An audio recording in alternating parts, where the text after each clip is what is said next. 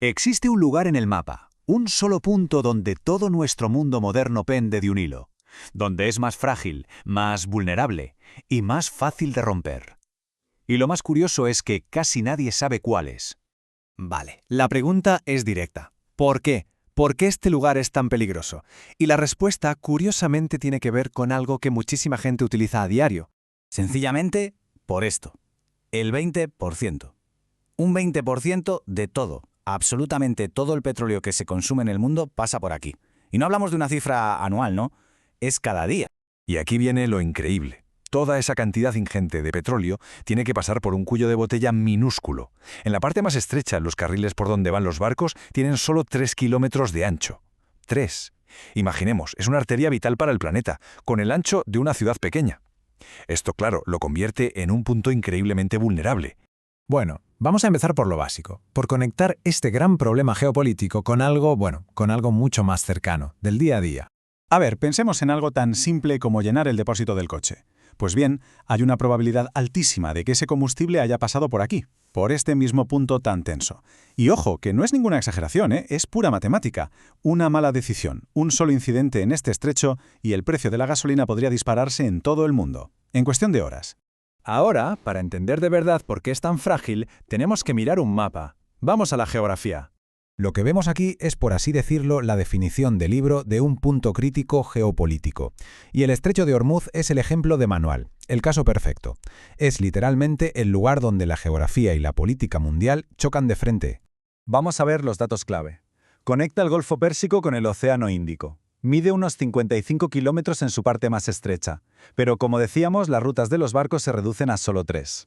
Por ahí pasan entre 15 y 20 millones de barriles de petróleo al día. Es la vía de escape para la producción de Arabia Saudí, de los Emiratos, de Kuwait, Irak, Qatar. Pero, ya que está el punto clave, la costa norte del estrecho está controlada casi en su totalidad por Irán, y eso le da la capacidad técnica de, si quisiera, cerrar el grifo. Claro, la pregunta es, ¿y no hay alternativas? ¿No hay un plan B? Bueno, los economistas hablan del coste de sustitución. Y la respuesta es que sí, existen algunos oleoductos alternativos, pero como se ve perfectamente en este gráfico, su capacidad es ridícula en comparación, es mínima. O sea que no hay un plan B real. La diferencia entre lo que pasa por el estrecho y lo que se podría desviar por otro lado es tan brutal que el mercado mundial simplemente no podría asumirlo. Bien, ya tenemos la geografía, ahora vamos con la geopolítica. ¿Quiénes son los jugadores en este tablero de ajedrez tan complejo? Y aquí llega una de las grandes sorpresas, algo que rompe con la idea que mucha gente tiene.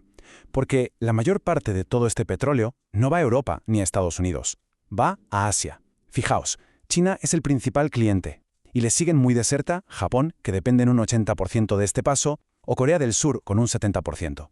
Sus economías, literalmente, dependen de que este canal siga abierto. Imaginemos por un momento que se cierra. El efecto dominó sería instantáneo. Primero un colapso en las economías de Asia, que son al fin y al cabo la fábrica del mundo, y desde ahí la onda expansiva se extendería en cadena al resto del planeta. Esto, claro, lo cambia todo. Redefine por completo quién tiene interés en mantener la estabilidad en esta zona.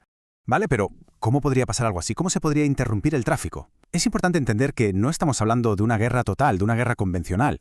Y ojo, porque esto no es una hipótesis, ya ha pasado. En 2019 tuvimos una demostración perfecta.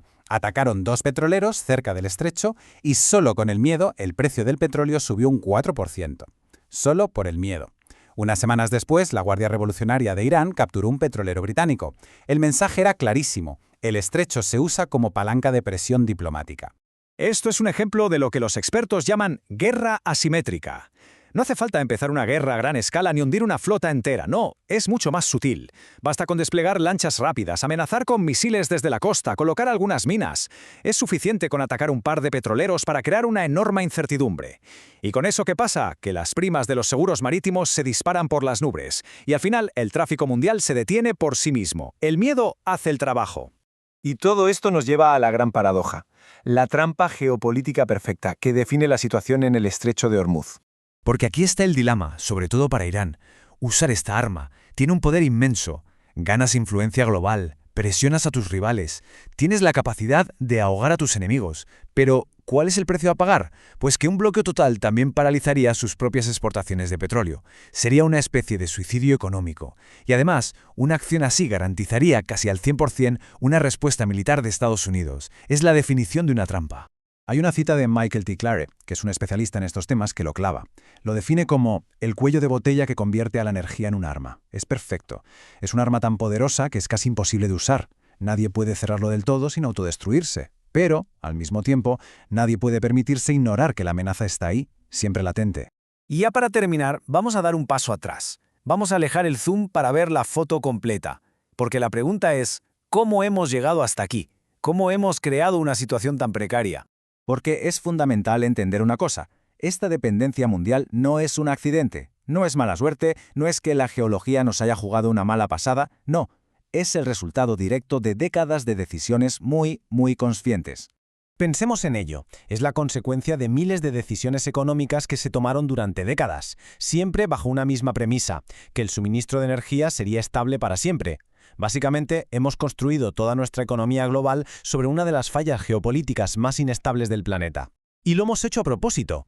Y ese es el tema. La tensión en la zona puede subir y bajar, puede haber momentos de calma y momentos de crisis, pero la estructura del problema sigue ahí.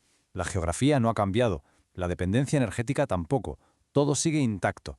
Y eso nos deja con una pregunta final, una pregunta que queda en el aire. ¿Qué pasará cuando el miedo y la pura aritmética finalmente choquen? ¿Qué ocurrirá el día en que la amenaza deje de ser solo una amenaza?